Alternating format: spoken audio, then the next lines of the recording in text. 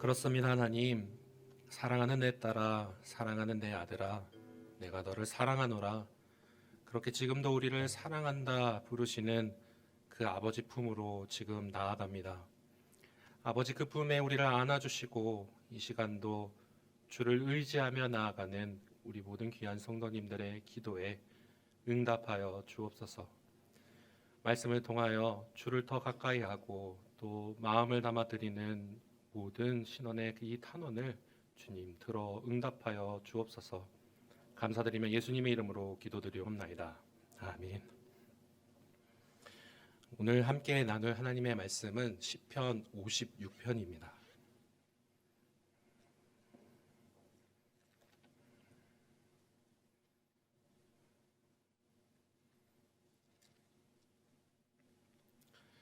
시편 56편은 구약성경 841면에 있습니다. 한 절씩 교독하신 이후에 마지막 13절은 함께 읽도록 하겠습니다. 하나님이여 내게 은혜를 베푸소서. 사람이 나를 삼키려고 종일치며 압제하나이다. 내 원수가 종일 나를 삼키려 하며 나를 교만하게 치는 자들이 많사오니 내가 두려워하는 날에는 내가 주를 의지하리이다. 내가 하나님을 의지하고 그 말씀을 찬송하올지라.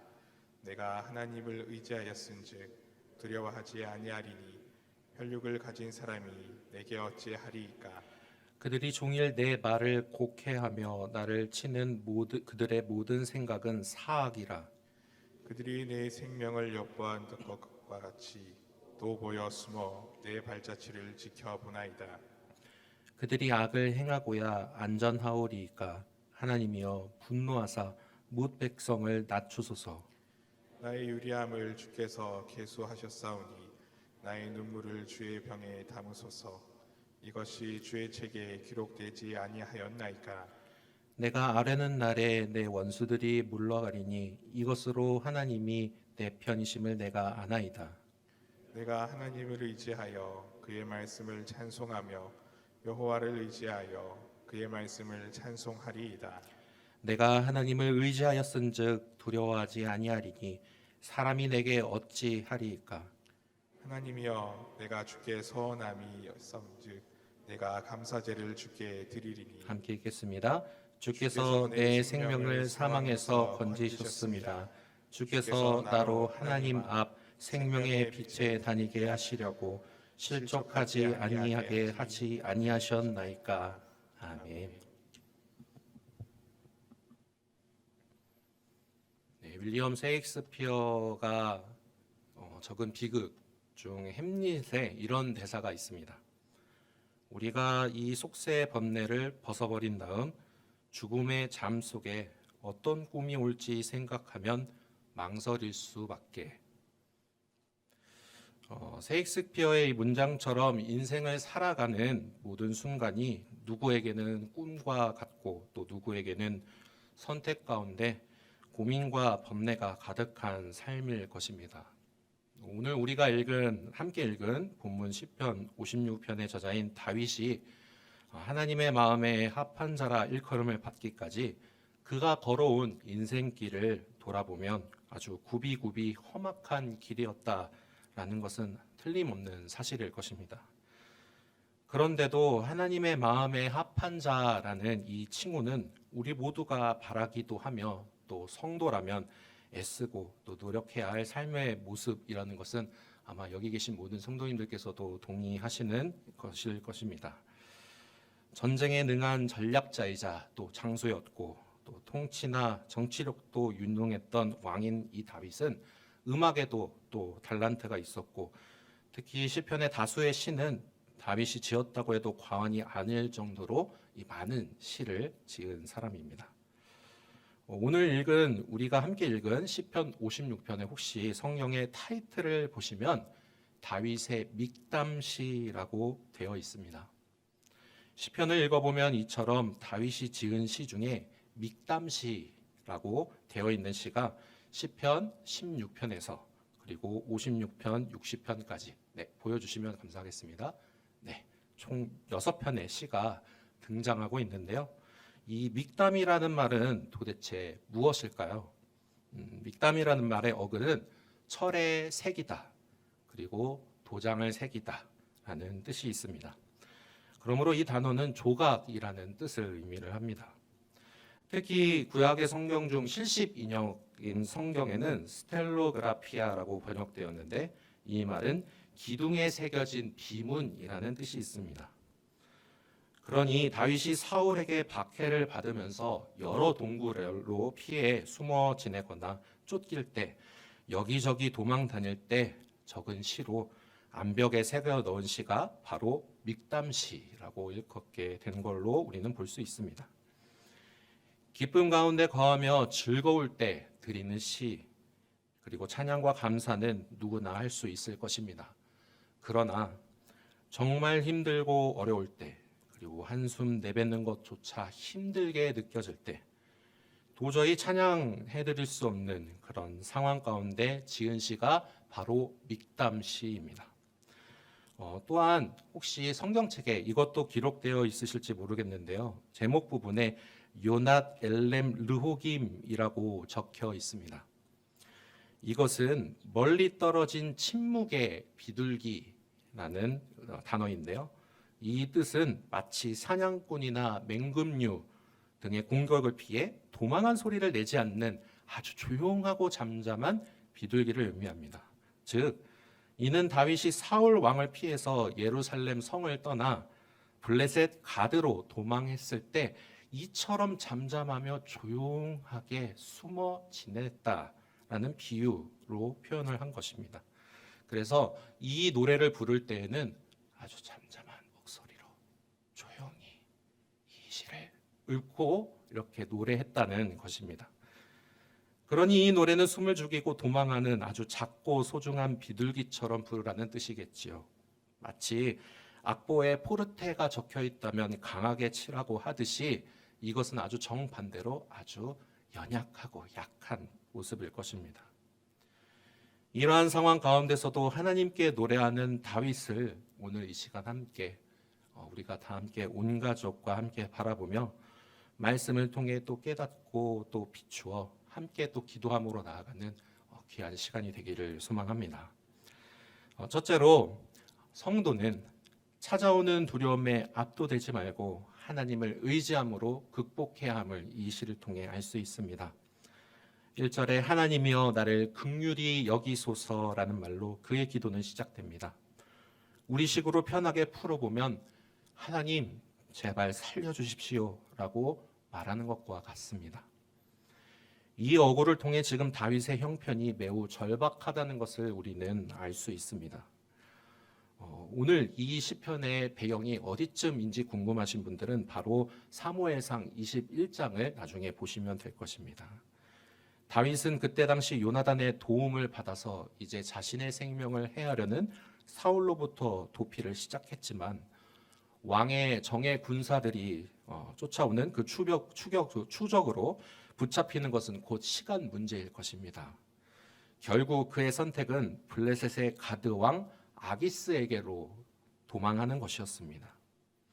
망명을 위해 아기스 앞에 선 그는 제사장 아히멜렉이 준 골리앗을 무찌를 때 썼던 그 칼을 받아들고 그리고 아기스 왕 앞에 나아갔습니다. 아기스의 왕 그들의 신하들이 그 칼을 못 알아볼 리가 없습니다.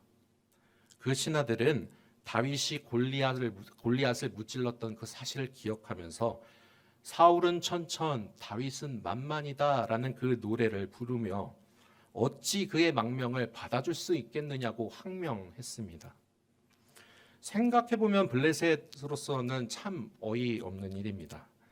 자신들의 가장 강한 전사를 쓰러뜨린 장본인, 그때 당시는 아무리 어렸다고 하지만 이제 장성하여 그 골리앗의 칼을 허리춤에 차고 다닐 정도로 준수한 전사가 된 그 자가, 그 다윗이 바로 제 발로 찾아오다니요.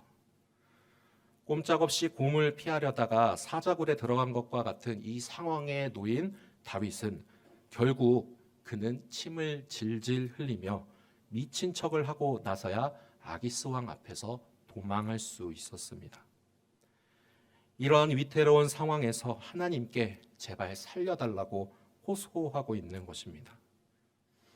인간적인 방법으로 모면하려 했던 이 실수를 솔직하게 고백하고 하나님께 도움을 요청하는 이 다윗의 모습을 우리는 발견할 수 있습니다.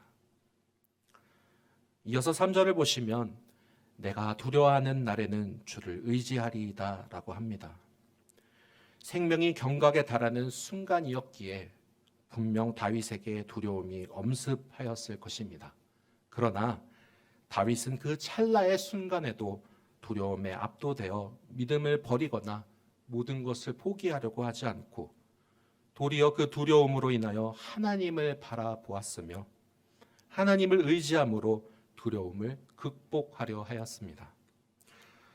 이러한 점이 바로 다윗을 하나님께서 높이 드셔서 이스라엘의 위대한 왕으로 칭송받게 한 모습이 아닐까 생각이 듭니다. 그는 비록 사울 왕이 두려워 잠시 신앙의 길, 하나님께서 주시는 길을 기다리지 못하고 인간적인 길을 선택했지만 결정적인 순간에는 하나님을 바라보고 하나님을 의지함으로 두려움을 극복할 수 있었습니다.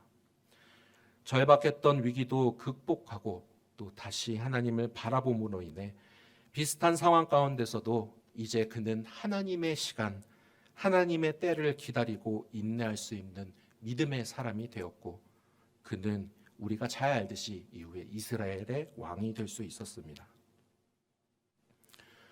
우리의 삶은 어떠할까요? 삶이 통제불능의 상태에 빠진 것처럼 느껴지고 도저히 우리의 힘으로 피해갈 수 없는 큰 위기 가운데 덩그러니 놓여질 때 분명 큰 두려움이 우리 가운데 엄습할 것입니다. 분명히 우리는 우리 힘으로 어떻게든 해결해 보려고 노력할 것입니다.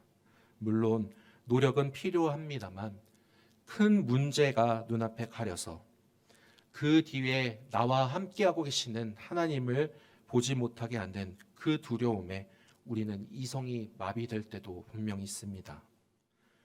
그 순간 우리의 숨겨진 본능이 드러날 것입니다. 악한 마음과 더욱 죄의 유혹이 거세질 것입니다. 발버둥 치면 칠수록 더 깊은 수렁 가운데에 빠져들며 결국 절망과 좌절에 모든 것을 포기하고 싶은 마음마저 들게 하는 것입니다. 작은 불이 큰 불로 번지듯 작은 두려움으로부터 마음이 순식간에 장악되기 마련입니다.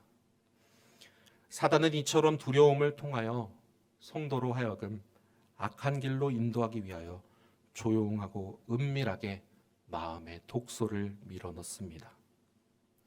또한 사단은 사람을 가려가며 두려움을 넣지 않습니다. 남녀노소를 불문하고 두려움을 넣습니다. 인간은 결국 누구나 연약한 육체를 지니고 있기에 모든 사람의 삶 가운데 두려움을 느끼기 마련입니다. 하지만 성도는 그러한 두려움에 압도되어서는 안 되겠습니다. 두려움이 엄습할 때 지체하지 말고 오늘 다윗의 모습처럼 하나님을 의지하며 다시 한번 하나님께 간구하는 우리 모두가 되기를 주님의 이름으로 소망합니다. 다윗의 시인 시편 18편을 함께 기억해 보길 원합니다. 하나님은 당신을 의지하는 자들에게 반석과 그리고 산성과 그리고 방패가 되어주시는 분이십니다. 시편 18편 2절의 말씀처럼 반석이요 요새시요 방패시요 구원의 뿌리시요 그리고 산성이 되어주시는 분입니다. 여러분 아마 모두가 대부분 어릴 때 한번 자전거를 연습했던 시절이 있으실 것입니다. 한번 기억해 보기를 저도 뒤에서 붙잡아 주던 엄마가 있었기 때문에 두렵고 떨려도 앞으로 한 번 더 페달질을 할 수 있었습니다. 물론 저희 어머니도 조용히 뒤에서 손을 떼시면서 스스로 탈 수 있게 보내주셨습니다.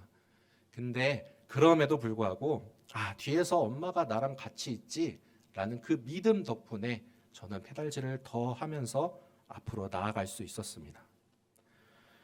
그러니 오늘 본문 4절의 고백처럼 우리 역시 두려움이 우리 마음 가운데 엄습할 때에 4절의 고백처럼 하나님을 의지하고 또 하나님을 신뢰하며 나아가는 성도는 그 누구도 해할 수 없음을 다윗은 고백하고 있습니다. 하나님이 보호하시기로 작정하신다면 그 누가 그의 백성을 해하겠습니까? 그 하나님이 지금 여러분의 등 뒤에 서서 지켜 보호하십니다. 그 하나님을 신뢰하며 삶을 계속해서 항해하는 여러분이 되시기를 주님의 이름으로 축복합니다. 두 번째로 하나님은 우리의 슬픔과 아픔을 잘 아시는 분이십니다. 우리 8절을 함께 읽어보기 원합니다. 시작. 물을 주의 병에 담소서. 이것이 주의 책에 기록되지 아니하였나이까. 나의 눈물을 주의 병에 담아 달라는 말은 나의 아픔과 슬픔을 알아 달라는 말입니다. 다윗은 이처럼 젊은 시절을 자신의 생명을 위협하는 대적자들로부터 이곳저곳을 떠돌아 다녀야만 했습니다. 다윗이 잘못한 일이 있어서가 아닙니다. 아무런 죄도 없이 그저 사울이 그를 시기한다는 이유만으로 핍박을 받고 도망자의 신세가 된 것입니다. 고향 땅을 떠나는 것도 서러운데 이방 땅에 가서조차 위협을 받으니 그 마음이 얼마나 서럽고 또 마음이 아팠겠습니까? 그래서 지금 다윗은 자신의 아픔과 슬픔을 기억해 달라고 하소연하고 있는 것입니다. 다른 말로 표현하면 하나님, 이제 나를 원수들의 손으로부터 구원해 주십시오 라고 호소하는 것입니다. 다윗은 8절의 고백을 통해 하나님께서 자신의 이 유리함을 다 계수하셨다고 표현을 합니다. 또한 자신의 고통이 다 하나님의 책에 기록되었다고 말합니다. 이는 하나님께서 자신의 아픔과 고통 그리고 슬픔에 대하여 낱낱이 알고 계신다는 고백입니다. 이런 고백이 가능한 것은 다윗에게는 분명히 하나님께서 자신의 아픔과 슬픔을 헤아려 주시고 그리고 또한 반드시 구원해 주시겠다는 그런 믿음이 있기에 가능한 고백입니다. 그렇습니다. 우리 사랑하는 성도 여러분, 하나님은 우리의 아픔과 슬픔을 낱낱이 알고 계시는 분입니다. 또한 우리에게 말씀하시기를 우리의 눈물과 그 아픔과 고통을 너무나 잘 아시고 기억하실 뿐만 아니라 반드시 그 눈물을 씻어주시겠다고 약속하셨습니다. 우리 함께 요한계시록 7장 17절을 읽어보겠습니다. 시작. 이는 보좌 가운데에 계신 어린 양이 그들의 목자가 되사 생명수 샘으로 인도하시고 하나님께서 그들의 눈에서 모든 눈물을 씻어주실 것입니다. 아멘. 우리에게 얼마나 소망이 되고 기쁨이 되는 말씀일까요? 모순된 우리의 삶은 의인이 되고자 애쓰며 살아갈 때 다윗처럼 이처럼 이유 없이 의인이 핍박당하는 곳이 바로 이 세상 아닐런지요. 그럼에도 구원의 확신과 기쁨이 있는 성도라면 늘 거룩해지도록 애쓰며 살아갈 것입니다. 그러나 다가오는 많은 아픔과 슬픔을 머금고 또 유리하고 방황하며 우리는 눈물을 흘릴 수밖에 없을 것입니다. 그러나 성도 여러분, 이처럼 하나님은 우리의 아픔과 슬픔을 다 기억하십니다. 우리의 머리털 세신 바와 같이 우리의 모든 것을 다 기억하고 세십니다. 분명히 믿음을 붙들고 우리의 신원을 붙들어 달라고 기도할 때 분명 그 의로운 오른손을 드셔서 우리를 강건하게 붙잡아 주실 것입니다. 그리고 다시는 아픔도 슬픔도 없는 그곳, 반드시 우리가 돌아갈 본향으로 이끌어 주실 것입니다. 다윗의 결말을 잘 기억해 보십시오. 그는 이후 하나님께 붙들린 바 되어 하나님의 시간, 하나님의 때를 기다릴 줄 아는 사람이 되었고 믿음으로 다가오는 유혹을 다 물리치고 사울을 죽일 수 있는 기회가 2번이나 왔음에도 불구하고 그는 살려주었고 이후 그는 이스라엘의 왕이 된 것을 우리는 너무나도 잘 알고 있습니다. 이를 바라보며 우리의 눈에 눈물을 씻어주실 날을 우리는 기대하고 또한 바라보며 인내하고 그렇게 하나님의 때를 기다리는 모든 성도님들이 되시기를 주님의 이름으로 축복합니다. 마지막으로 성도는 믿음의 삶을 구체적인 증거로 나타냅니다. 12절을 보시면 하나님이여 내가 주께 서원함이 있사온즉 내가 감사제를 주께 드리니 라고 기록되어 있습니다. 감사제는 화목제로 하나님의 은총에 감사하여 드리는 제사입니다. 그러나 다윗의 고백과 서원 가운데 우리가 주목할 점은 아직 다윗의 신상에는 아무런 변화가 없는 것이라는 겁니다. 여전히 그는 위협을 받고 있고 그리고 아픔과 슬픔 가운데 있습니다. 하지만 다윗은 9절 이하를 보면 하나님께서 자신을 반드시 구원하실 것이라는 확신을 가지고 있습니다. 또한 13절 이하를 보시면 오히려 아직 구원을 받지 못했으나 이미 구원을 받은 것처럼 간주하기도 합니다. 여기서 우리는 다윗의 성숙해진 믿음을 볼 수 있습니다. 이제는 사울이 두려워 이방 땅으로 피신했던 연약한 인간이 아니라 오히려 지금 당장 이루어지지 않은 일조차도 이미 이루어진 일로 여길 만큼 강인한 믿음의 소유자가 되었습니다. 그 믿음의 증거로 감사제를 드리겠다고 그는 다짐합니다. 사랑하는 성도 여러분, 믿음은 이렇게 우리의 삶 속에서 구체적인 행동으로 나타나야 합니다. 상반기 기도학교를 함께 나누며 기도에 대하여 이렇게 함께 정의를 내려보았는데요. 바로 기도는 믿음을 구체화하는 것이다. 우리가 드리는 기도는 우리의 신원을 탄원함과 동시에 하나님께서 나를 구원하실 것이라는 강한 확신을 담아드리는 고백입니다. 우리가 드리는 물질도 우리가 정성을 다해 드리는 예배도 그렇습니다. 구원의 은혜에 감격하여 드리는 성도들의 이 감사제는 하나님께서 분명 기쁘게 받아주십니다. 방주를 지은 노아를 잘 아시지요? 히브리서의 저자는 믿음으로 노아는 아직 보지 못한 일에 경고를 받아 하나님을 또한 경외함으로 방주를 예비했다 말하고 있습니다. 노아가 하나님을 믿었다는 증거를 물어보신다면 바로 그가 지은 방주가 그 증거입니다. 많은 사람이 비웃고 멸시했지만 그는 아직 보지 못하고 또 어떤 징조도 없던 홍수에 대하여 하나님께서 주신 방법을 따라 믿음으로 방주를 준비했고 그는 그 자신과 집 그리고 하나님께서 주신 피조물들을 구원하는 믿음의 사람이 되었습니다.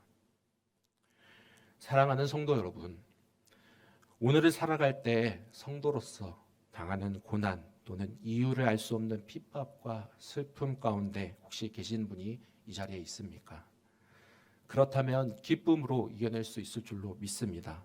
왜냐하면 사단은 예수 그리스도께서 사랑하시는 자들을 공격하기 때문입니다. 내가 당하는 아픔과 그 슬픔을 주님께서 반드시 아시고 또한 기억하시며 보응해 주실 것입니다. 혹시 앞에 놓인 수많은 문제와 또한 고민 가운데 계시는 분이 계십니까? 지금도 여러분의 등 뒤에서 여러분을 지지하고 계시는 하나님을 신뢰하는 이 시간이 되기를 간절히 소망합니다. 우리의 눈물을 주의 병에 담는 이 시간, 우리가 사랑하는 주님께 기도함으로 나아가는 귀한 이 시간이 되길 소망합니다. 이 믿음의 징표를 가지고 또 견고하게 나아가는 우리 모든 염천 성도님들이 되시기를 주님의 이름으로 축복합니다. 함께 기도하겠습니다. 주님, 우리의 믿음을 들어 살아가는 이 모든 순간들 가운데 내가 알지 못하는 크고 비밀한 일들, 또한 내가 넘어설 수 없는 다양한 일들 가운데 내 마음 가운데 슬픔과 고통과 아픔이 있음을 그 누구보다도 주님이 아실 줄로 믿습니다. 우리의 눈에 눈물이 흐를 때 그 눈물을 주의 병에 우리가 담으며 또한 주님께서 우리를 반드시 구원해 주시리라는 믿음을 가지고 그 소망 가지고 이 시간 다시 한번 주님 앞에 나아갑니다. 사랑하는 모든 성도님들이 이 믿음 가지고 기도하며 나아갈 때 주님께서 이 기도를 들으시고 응답하여 주옵소서. 감사드리며 예수님의 이름으로 기도드리옵나이다.